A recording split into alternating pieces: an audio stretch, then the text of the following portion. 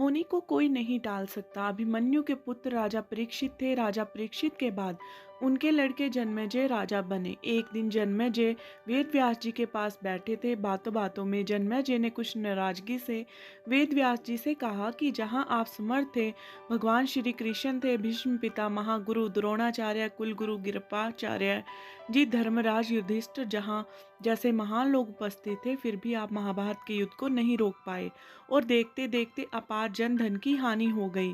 यदि मैं उस समय रहा होता तो अपने पुरुषार्थ से इस विनाश को नहीं होने देता।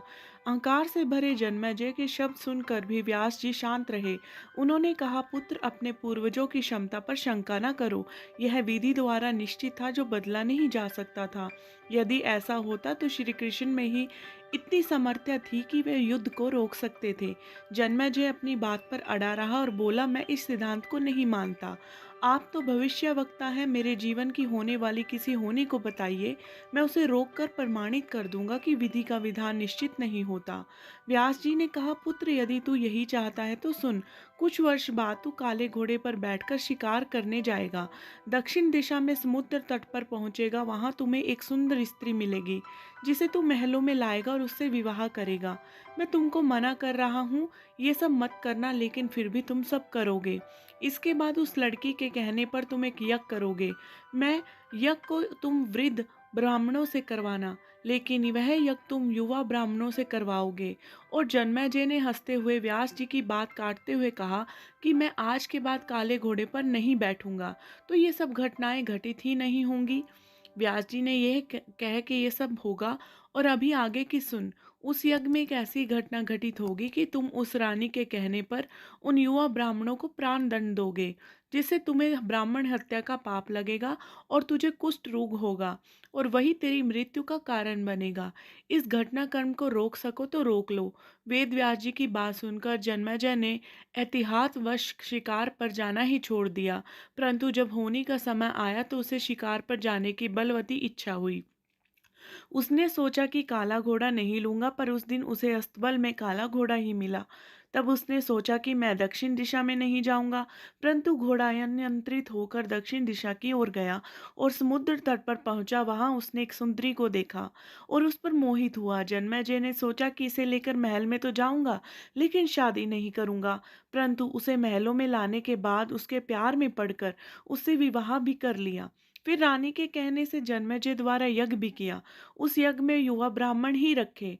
किसी बात पर युवा ब्राह्मण रानी पर हंसने लगे। रानी क्रोधित हो गई। रानी के कहने पर राजा जन्मेजय ने उन्हें प्राण दंड की सजा दे दी। फलस्वरूप उसे कोढ़ हो गया। अब जन्मेजय घबराया और तुरंत व्यास जी के पास पहुंचा और उनसे जीवन बचाने के लिए प्रार्थना करने लगा। वेद व्यास जी ने कहा कि एक अंतिम अवसर तेरे प्राण बचाने का देता हूँ। मैं तुझे महाभारत का श्रवण कराऊंगा, जिसे तुझे श्रद्धा एवं विश्वास के साथ सुनना है। इससे तेरा कोढ़ रोग मिट जाएगा। परंतु यदि किसी भी प्रसंग पर तूने अविश्वास किया तो मैं महाभारत का वाचन रोक दूंगा और फिर भी तेरा जीवन नहीं बचा पाऊंगा। याद रखना, अब तेरे पास यह अंतिम अवसर है। अब तक जन्मेजय को व्यास जी की बातों पर पूरा विश्वास हो चुका था, इसलिए वह पूरी श्रद्धा और विश्वास से कथा सुनने लगा। लेकिन व्यास जी ने जब भीम के बल के वे प्रसंग सुनाए, जिससे भीम ने हाथियों को सूंडों से पकड़कर उन्हें अंतरिक्ष में उछाला, वे हाथी आज भी अंतरिक्ष में घूम रहे हैं, तब जन्मेजय अपने आप को रोक नहीं पाया और बोल बैठा कि ये कैसे संभव हो सकता है, ये तो गप्पे लगती है। व्यास जी ने महाभारत का वाचन रोक दिया और कहा कि पुत्र, मैंने तुझे कितना समझाया कि अविश्वास मत करना, परंतु तुम अपने स्वभाव को नियंत्रित ना कर पाए, क्योंकि यह होनी द्वारा निश्चित था।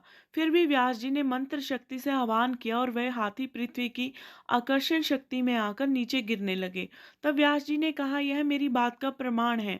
जितनी मात्रा में जन्मेजय ने श्रद्धा विश्वास से कथा श्रवण की, उतनी मात्रा में वह कुष्ठ रोग से मुक्त हुआ, परंतु एक बिंदु रह गया और वही उसकी मृत्यु का कारण बना। हमारे जीवन का नाटक परमात्मा के द्वारा लिखा गया है, इसलिए होता वही है जो भगवान चाहते हैं। कर्म हमारे हाथ में है, लेकिन उसका फल विधि के हाथों में ही है।